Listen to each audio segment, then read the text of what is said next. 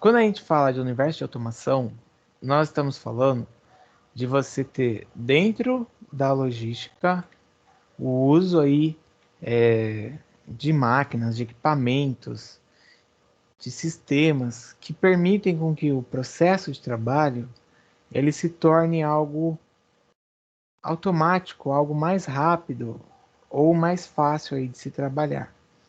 Por quê? A automação tem empresa que ela coloca lá o processo de automação, vamos supor, no controle de estoque. Quer dizer que ela vai ter um sistema que vai dar base para isso e eu consigo acompanhar esse fluxo de informação de uma forma mais fácil. Ao pensar aí em automação, a gente também pode pensar no uso de equipamentos como empilhadeiras automáticas. Tem no porto alguns veículos que eles são programados ali para fazer a rota, tipo automaticamente mesmo. É programado, faz o uso de esteira, tudo isso tem como proposta principal de que você consiga ganhar produtividade, tá? E você fala de logística, você não pode esquecer que a produtividade ela acaba contando aí quando a gente tem uma concorrência muito forte, seja na área de produção, seja na área de tecnologia, na área de entrega. Até aqui também, ó, no contexto da cadeia de abastecimento, a automação ela pode ajudar, principalmente quando você tem o processo aí que vai desde o fornecedor até a chegada no consumidor final do produto, o acompanhamento. Então eu tenho sistemas que permitem acompanhamento, eu tenho um processo que vai garantir com que esse fluxo de material seja acompanhado em tempo real, tá? Então todo esse percurso ele passa aí por metas, por objetivos que a empresa define e também por acompanhamento. Eu acho que eu já devo ter falado na outra aula lá, tipo a aula de produção, sobre os KPI. Que aí nos KPIs a empresa define lá quais são as metas, quais são os objetivos, quais são aí os erros toleráveis ou as quantidades, e aí desses erros que vai passando, a gente tem através da automação, como medir qual é o resultado. Então, também permite que se meça os resultados. Ainda dentro disso de automação na logística, o fluxo físico de materiais.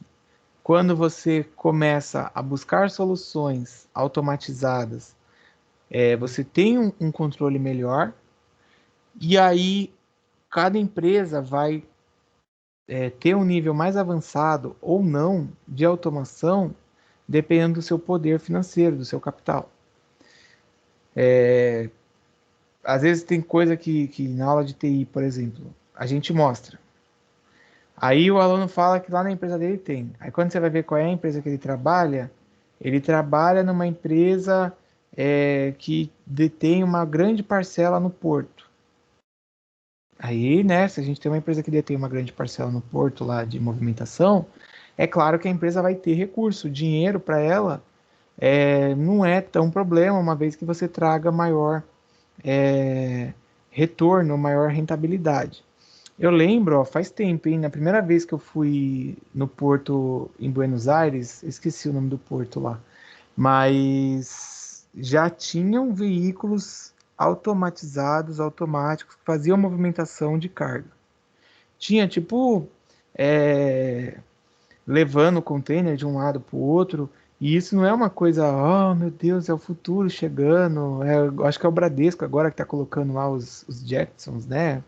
Aquele desenho que os caras eram futuristas e tinha os Flintstones que os caras eram da Idade Brasil, não, Idade das Pedras. Existiam esses dois. E aí eles estão colocando como coisa futurista, tal, mas não é futurista e também não é nenhum Black Mirror aí. Já era uma realidade que já tinha há um tempo, Até porque isso que eu tô falando, a primeira vez que eu fui no Porto lá era em 2010. Ó, 11 anos, hein? Há 11 anos atrás vocês eram apenas Teletubbies do Brasil aí. Eu tinha 6 anos, professor. Quantos? 6. 6. Aí, tá vendo? Ficava só querendo assistir Teletubbies e jogar Lucas Neto no celular. Algumas classificações, tá, de atividades que podem levar aí à automatização. Então, a gente tem o processamento, a movimentação, a estocagem, o manuseio e embalagem e o transporte. Lembra que eu falei que algumas das coisas que eu fosse falar, provavelmente vocês já teriam visto isso na aula de. Não sei como é que chama, mas a gente chama de média à noite, que é movimentação e expedição. Você talvez já teria ouvido falar, porque tem relação, e claro, né? A TI está dentro de todas as áreas da logística. Então, mesmo se fosse uma aula de cálculo financeiro, não sei se vocês estiveram no primeiro ano, mas a turma da noite tem no primeiro, entre automação. Que aí tem até aluno que fala assim, eu estou aprendendo isso, mas lá na empresa eles usam o Excel para calcular, tem um sistema que já me dá pronto ali qual é o cálculo dos juros, qual é o cálculo do frete e tal. Fala, tudo bem, mas e o dia que o sistema der problema? E o dia que você tiver que fazer ali, como é que você faz, né, filho?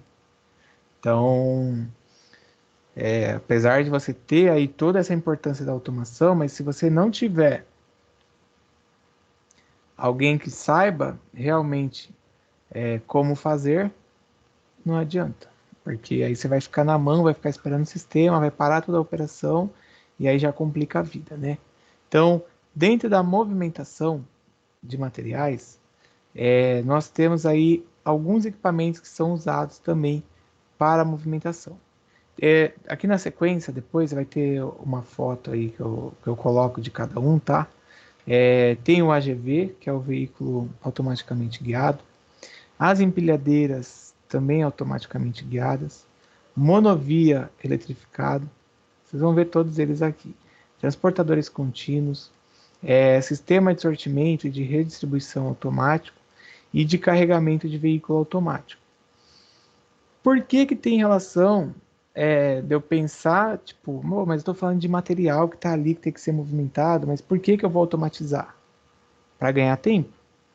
O porto, hoje, ele tem, eu não lembro agora em quantidade, assim, mas acho que é menos de 30% dos trabalhadores do que tinha há uns anos atrás, tipo há 30 anos atrás, 20 anos atrás.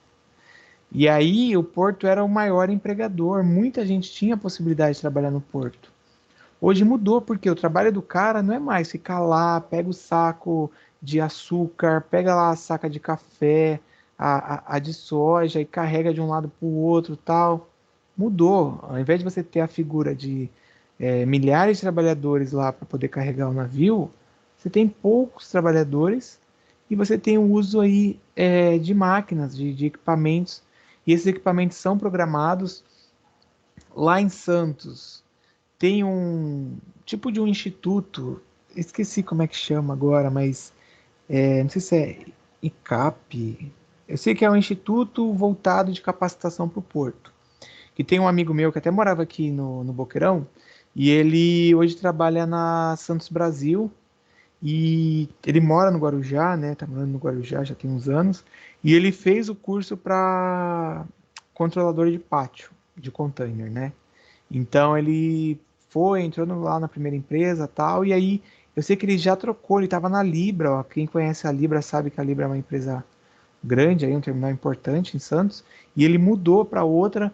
O trabalho dele não é de carregar saca para carregar o caminhão, ou carregar o navio, desculpa.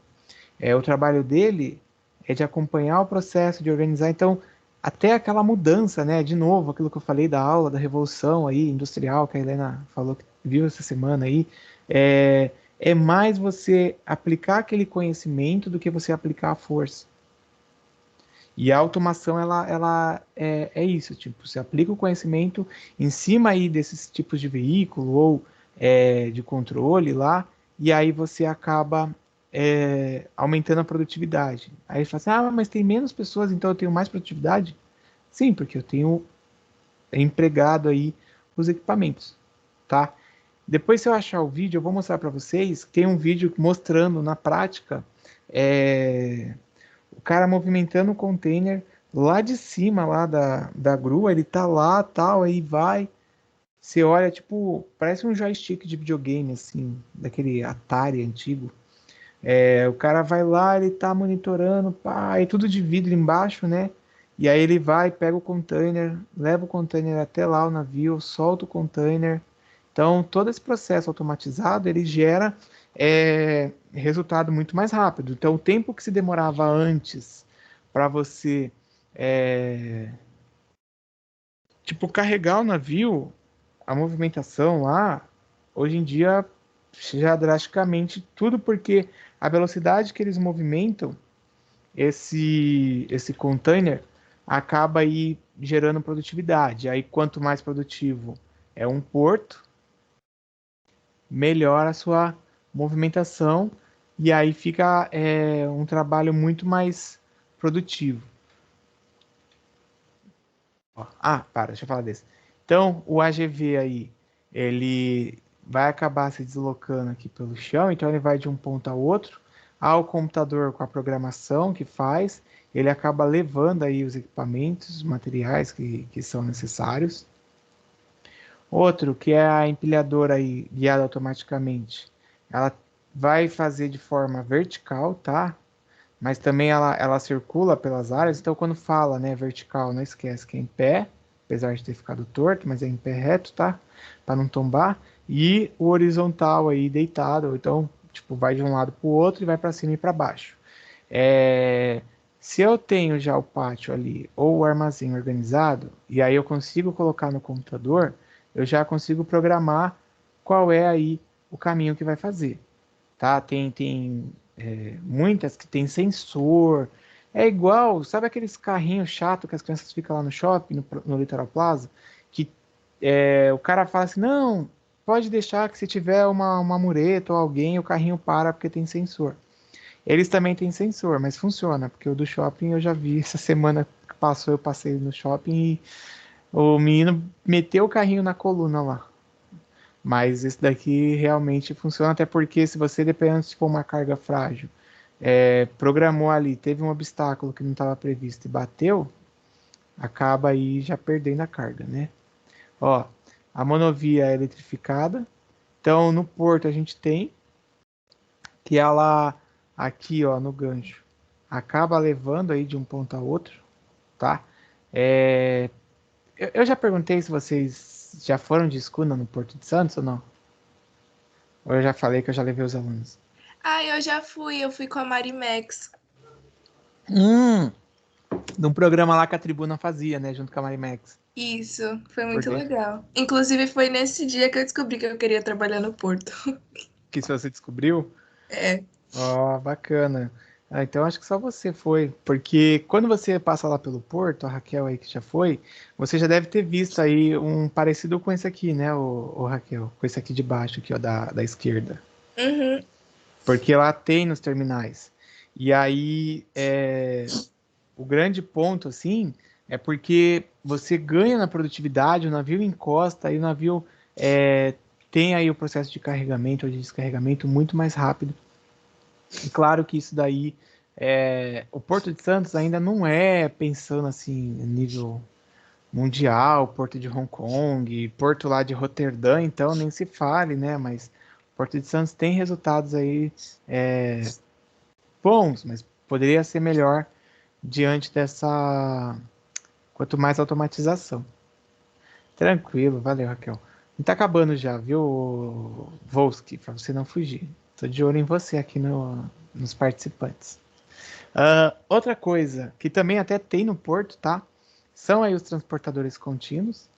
Então, quando você pensa em automatização, não é uma coisa só, tipo, para container, carga, com algo tipo que seria mais numa indústria ou numa grande empresa. De repente, você pode aplicar aí nessa dos galões, ó. que é uma esteira, a esteira você coloca ali, passa, chega ali em cima, você só vai adequando ali dentro da carroceria do caminhão. Ah, professor, mas então a água do Zé aqui da rua pode botar um desse? Poder pode, mas e o dinheiro, né? Então, também tem esse ponto, por isso que não é tão comum assim de ver. É igual aquele carrinho que eu falei há 11 anos atrás aí, que já tinha automático levando o container de um lado para o outro lá no porto de Buenos Aires. Por que que não coloca? Às vezes é a questão do recurso, investimento em tecnologia, custo que traz para a empresa, e a empresa às vezes não consegue cobrir, tá? O Porto de Santos, como as empresas operadoras são permissionárias, isso significa que 20 anos aproximadamente, depende aí do contrato, tá? É o quanto ela pode operar. Tanto que a Ecotemer teve. Cara, não foi a Santos Brasil, foi a Rodrimar. A Rodrimar teve problema. Manda currículo para Rodrimar, mas cuidado com a Polícia Federal. A Polícia Federal andou invadindo lá a Rodrimar algumas vezes. A Rodrimar ela teve a concessão para uso da área do porto, mas foi uma concessão que eles perceberam lá que tinha irregularidade. Então, eles às vezes ficam meio assim de investir e tal, porque ainda mais se o contrato já está perto do final. Como não tem a certeza se vai continuar ou não operando, aí eles acabam ficando nesse dilema, tipo, vou investir, não vou investir. Mas eu falei disso por causa dos carrinhos lá que levam os containers automáticos. Aí depende de cada uma. Essa mesma que chegou a BTP, que foi uma das últimas aí, a BTP e a Embraport, que elas chegaram, vieram com tecnologia da China, com investimento da China. Aí fica mais fácil, né, do que você ter uma empresa com toda a burocracia daqui.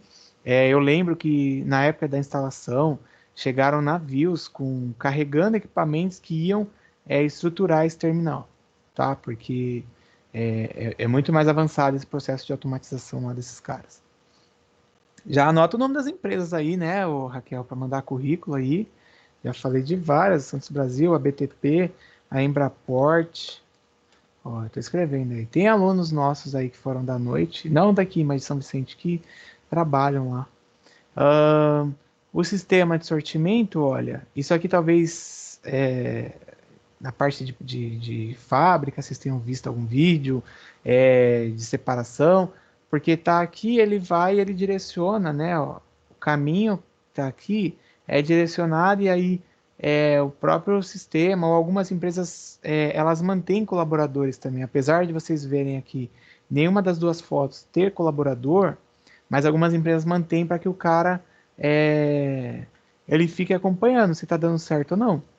Porque de repente passou a carga para o lado errado e aí ele tem que acompanhar se era aquilo para estar lá ou não, tá? Então, quando fala sortimento ou redistribuição é porque ela vai passando na esteira e aí ela é empurrada para um lado ou para o outro, tá? E aí depende da carga, o sensor pode ler ali se tiver código de barra para poder identificar, ou até mesmo o RFID pode fazer essa leitura. Então, mais coisa de custo que também acaba pesando, tá? O sistema aí de carregamento automático aí, ó, que nós temos dentro do veículo, eles encaixam ali a carga que tem que ser colocada, fica mais fácil. Tem veículo que abre, ó, igual esse daí, abre toda a lateral para você fazer esse encaixe. Você vai lá com a empilhadeira, você coloca, ele já permite ali o encaixe certinho, até porque o tamanho já é planejado, né? E aí você fecha o veículo, faz ali a trava, a amarração aí na lateral e leva para onde você tem que levar.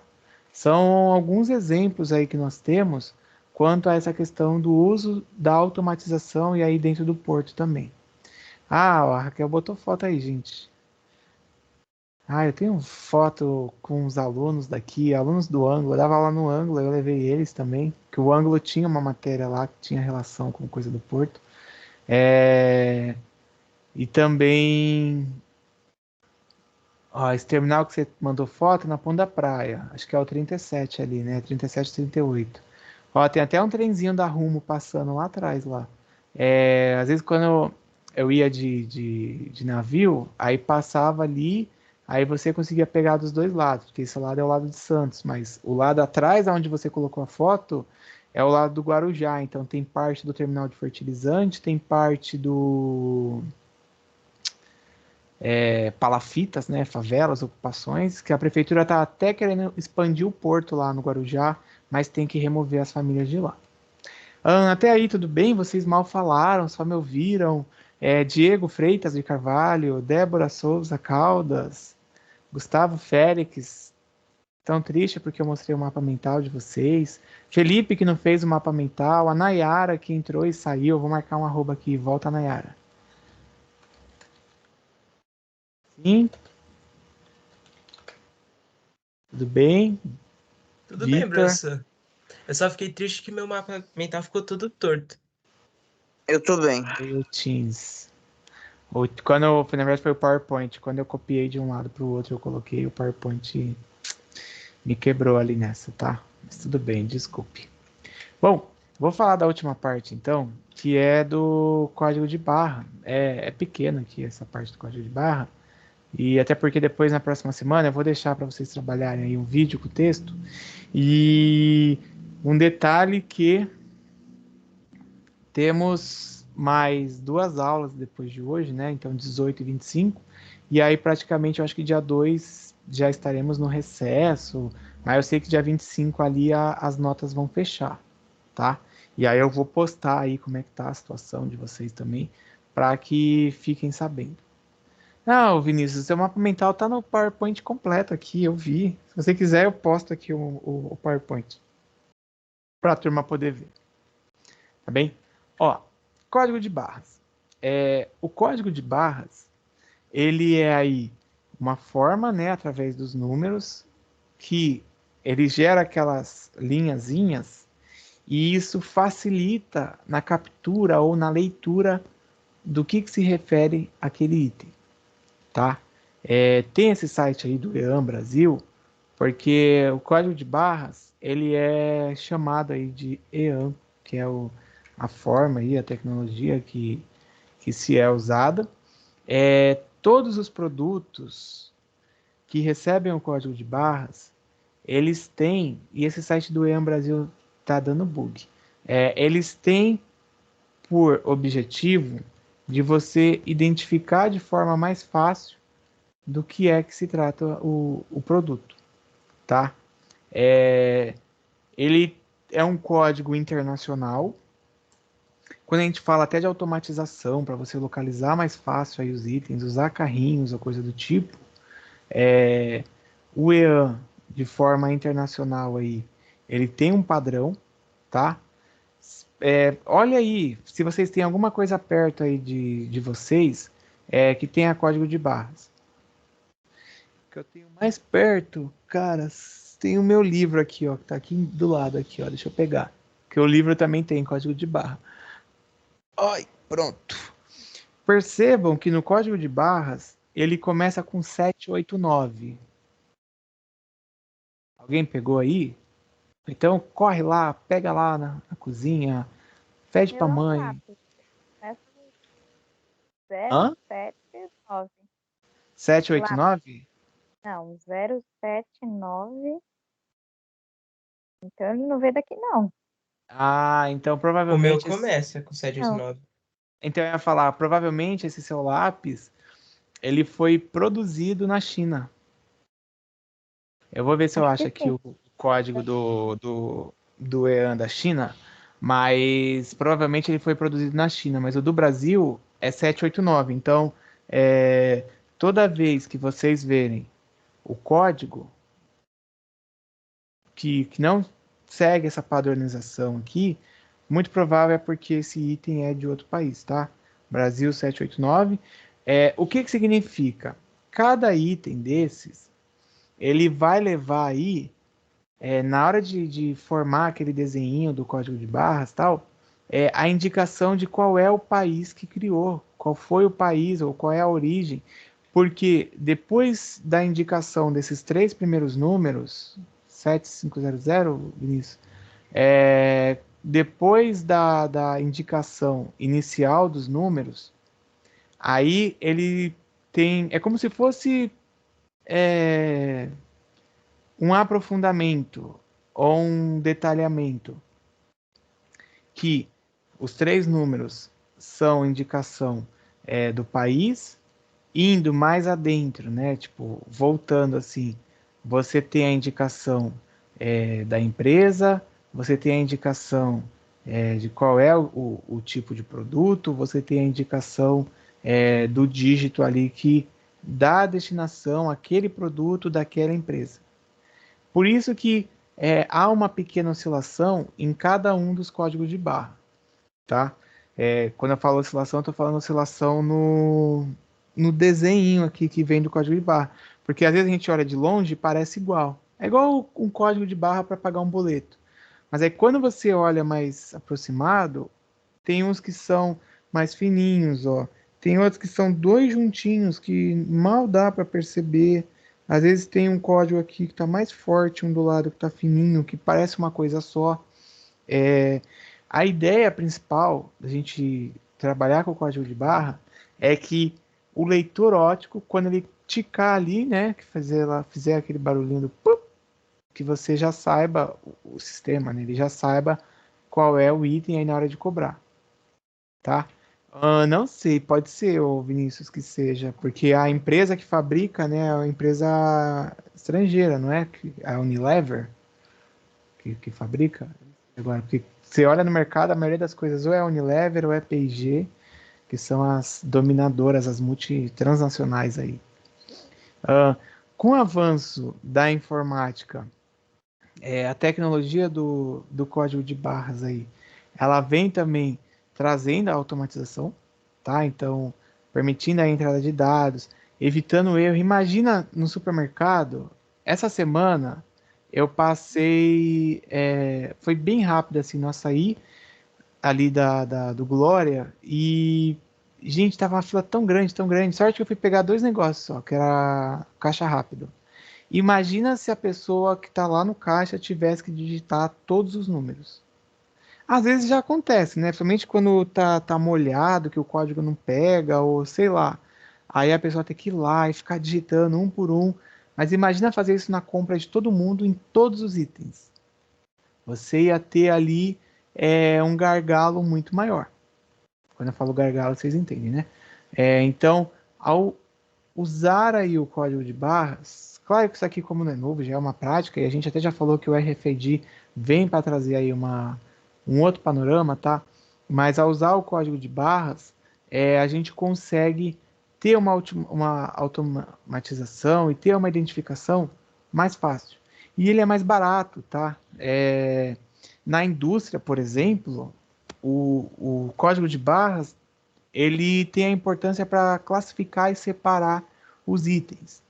No comércio, você tem lá o item, tem alguns itens que vêm até com código de barra estrangeiro, e às vezes aqui no Brasil, algumas empresas remarcam, tipo, elas colocam um outro código de barra em cima. Também, ou então, aquele item que custa, vai, R$ 10, aí fez uma promoção, ou então está perto do vencimento, eles vão lá e remarcam ele com um outro código de barras que o valor é metade do preço. Por que que remarca? Porque provavelmente dentro do salão de vendas já tenha itens que estão com a validade normal. Então, eles já preferem fazer um outro código só de forma temporária para poder gerar aí, para cobrar aquele item específico. Bem, a leitura é fácil porque vocês já viram, né? Tem a leitora e aí ela é ligada por USB, é ligada por aquela. Cadê o nosso amigo que gosta de informática? É PS2, não é? Um tipo de entrada que tem no computador, que é daqueles mais antigos. E agora, não sei se é você, Mantovanini, quem que é? Que gosta de programação aí. Mas antigamente nos computadores tinha um tipo de entrada. Aquela entrada redondinha que antigamente tinha do mouse e do teclado. Você lembra qual era o nome? Um que tinha uma azul e uma verde? Isso! É PS2, não é? Não, eu sei que a P2 é o USB, não é? O USB um pouquinho mais antigo. É, mas não é USB, tipo, retangularzinho achatado. Ela era Não, redondinha eu sei com os qual que é, eu sei. dentinhos. Aqui, ó, nome da entrada roxo e verde, é PS2. É, até nesse meu computador aqui, ó, tem ela aqui, ó. Tinha a roxa que era de teclado e a verde que era De mouse. Mas alguns códigos de barra, alguns leitores, eles apresentavam aí também essa tecnologia. Hoje, né, a gente tem aí o USB que domina praticamente tudo. É porque esse computador que eu uso, gente, ele é bem antigo. Apesar dele ter 10 mega placa de vídeo, mas ele é bem antigo. E você conecta, a partir do momento que você conectou, ele emite lá a luzinha vermelha, né, que vai fazer aí a leitura, você vai lá e tica e pronto, e facilita. Em outros momentos de aula do presencial, não na ECTEC, mas na de São Vicente, eu já fiz com os alunos uma atividade que a gente pegou embalagens, aí a gente cadastrou num banco de dados lá na escola e eles tinham que fazer a identificação e a organização conforme um problema que a gente apresentava.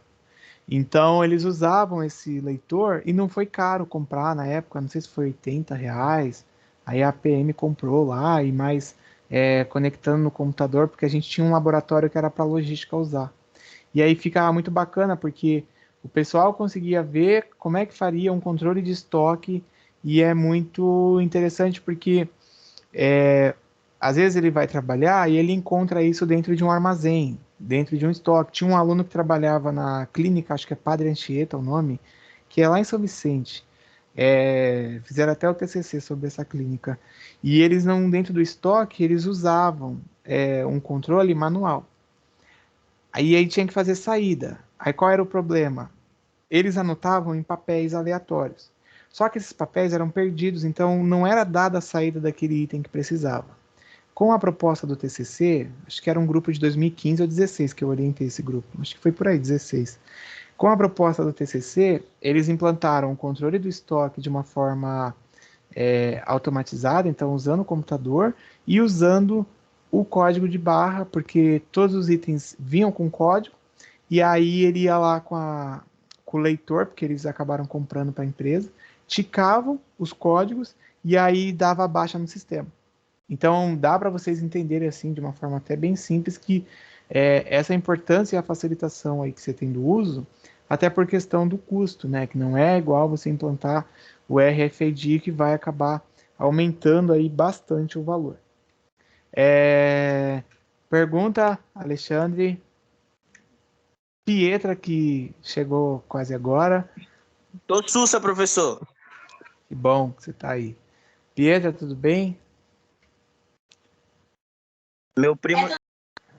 Seu primo que foi preso na Copa América? Se recusou a jogar a Copa América? Ó, o EAN aí, que é o European Article Number. Então, já falei sobre isso, que é o número aí que dá base internacional aí aos países, tá? Então, são 13 números. Confere aí o seu Old Spice aí, ó. 2, 3, 4, 5, 6, 7, 8, 9, 10, 11, 12, 13. 13 números mesmo. O que tá aqui do meu. E aí existem, tá? Sites lá que você contrata para fazer como se fosse o registro do seu código de barras. Porque o do livro, por exemplo, do meu, eu sei que o código tinha relação com um outro código chamado ISBN. Aí você vai lançar um produto que precisa ter o código de barra para ser vendido, você precisa ir lá e também fazer o registro. Eu tinha uma cliente que ela fabrica massas. E aí ela queria vender para supermercado, mas eu falava para ela. Aí, olha só que engraçado que era. A gente vai finalizar já o assunto agora em cima disso. Ela queria colocar no supermercado para vender. Ela, sem ter noção nenhuma de coisa de fazer código de barras, pegou aleatoriamente um código de barras da internet com uma pessoa que antes imprimia lá para ela a etiquetinha que ela fazia, e eu fazia as embalagens lá para ela, né? Aí eu falava, mas esse código de barras aqui é seu mesmo? Ela, não, isso aí eu pedi pro menino que fazia os negócios para mim, e ele pegou lá esse código e colocou. Então, em algum momento, ela tinha o risco de dar problema, porque imagina assim, ela pegou um código que não era o código dela. Aí, quando você vai registrar esse código, se no supermercado fosse vender e já tivesse aquele código, que era o código real cadastrado, provavelmente o item dela ia ser barrado. Eu falei isso para ela, mas ela não botou muita fé, né? Então, se bem também que eu nem sei mais, que eu até parei de fazer contato com ela. E aí do código de barra é isso, tá? Ó, tem aqui a sequência explicando dos números. Então, para não ter choque de numeração, que foi até o que eu dei esse exemplo aí dessa moça lá que fazia as massas, cada país é identificado, ó, pelo prefixo de 2 ou 3 dígitos, igual o Brasil pode ser 789 ou 790, tá? Depende aí, porque cada país tem o seu registro, né, a organização, e aí depois, ó, de 4 a 5 números, você identifica a empresa. Então, os 3 primeiros, o país, os 5 depois, na sequência, identifica a empresa, e aí depois disso, a empresa tem o controle, ó, de 4 a 5 números restantes, para ir lá indicar qual é o seu produto, assim como o dígito verificador e coisa do tipo. De boa, é isso. Lembrando que a automatização ela veio para trazer um avanço aí, e aliada com outras tecnologias, ela facilita demais. Nós vamos trabalhar. Que isso? Tá jogando bola, menino? Nós vamos trabalhar